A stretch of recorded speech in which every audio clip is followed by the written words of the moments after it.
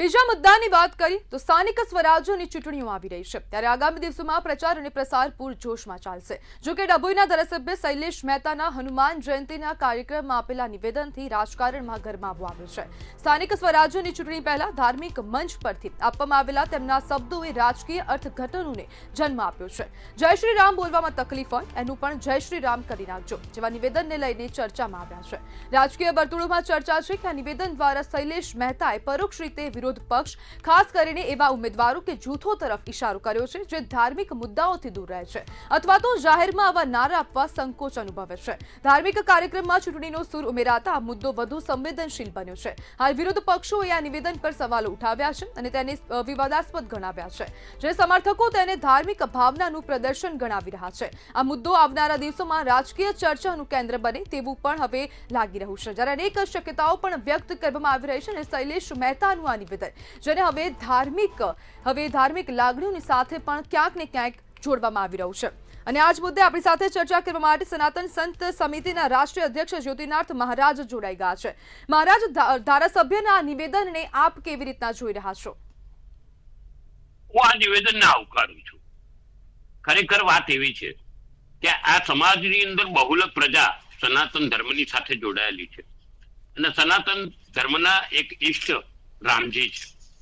સામાન્યતઃ સમાજમાં અત્યારે બધા જ એકબીજાને રામ રામ કરતા હોય છે એટલે રામ રામ કરવામાં તો કોઈ પાર્ટી છોડીને જાય તો પણ એમ કહેવાય કે રામ રામ કરી દીધા, કોઈને એકબીજાને મળે તો પણ રામ રામ કહેતા હોય તો સીધી વાત છે કે જય શ્રી રામ જેને બોલવામાં તકલીફ થતી હોય તેને મતદારોએ જાકારો આપવો જોઈએ। શૈલેષ સોટાની એટલે કે શૈલેષ મહેતાની જે અપીલ છે તે હું સ્વીકારું છું કે સમાજની અંદર સનાતન સાથે જોડાયેલી વ્યક્તિઓને જ બહુ રીતે માન આપવું જોઈએ।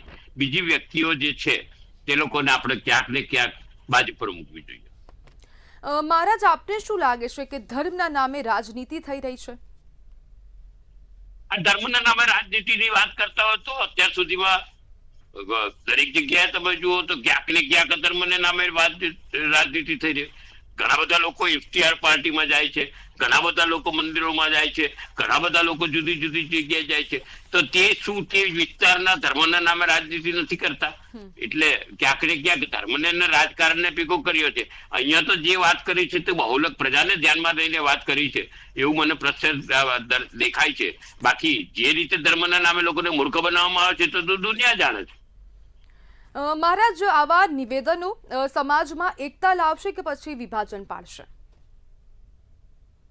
આજે ત્યારે 70 થી 80% પબ્લિક બહુલક સમાજ સનાતન સાથે જોડાયેલો હોય તો એકતાની શક્યતાઓ વધી જાય છે, વિભાજનની શક્યતાઓ ઘટી જાય છે। જે વિભાજન સમજતા હોય આજે તો તમે વિચાર કરો કે ઘણા બધા લઘુમતી સમાજના લોકો પણ જય શ્રી રામ બોલતા થયા છે ને રામ રામ એક કોમન ફેસ છે જગતની અંદર।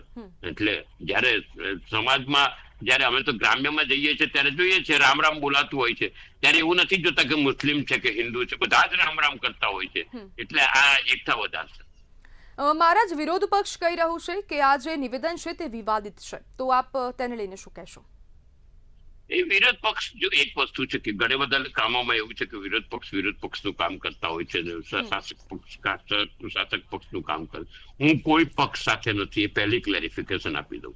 અમે કોઈ પક્ષ સાથે નથી પણ સનાતન સાથે છે ને સનાતનની કોઈ વાત થતી હોય તો અમે તો સનાતનની પડખે જ ઉભા રહીએ, પછી ગૌ માતાની વાત આવે કે રામની વાત આવે। જી બિલકુલ મહારાજ, જોડાવા બદલ આપનો આભાર।